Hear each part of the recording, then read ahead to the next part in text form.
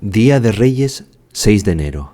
La fiesta de la Epifanía, que en la Iglesia antigua marcaba las fiestas de la Navidad ortodoxa, se ha tomado tradicionalmente en algunos lugares de Asturias como día de inicio del Año Nuevo, con celebraciones alusivas de marcado origen pagano como Os Reises, en El Valledor, concejo de Allande, en el extremo occidental de Asturias. Los refranes que tenemos son: d'Año Nuevo a Reis, días 6. De Año Nuevo a Reyes, días 6. Por Reyes, nótenlo los bueyes. Por Reyes lo notan los bueyes. Se refiere al leve aumento en el tiempo de luz solar que ya empieza a advertirse en estos días posteriores al solsticio invernal.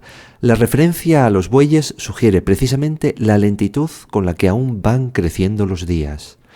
Debemos tener en cuenta que este está escrito en amestao o una mecedura, una mezcla, de ahí que encontremos como reyes con la consonante y en lugar de reis y bueyes en lugar de hues o weis.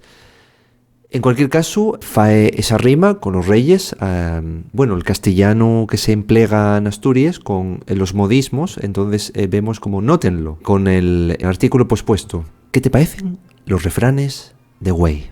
Y feliz Día de Reyes.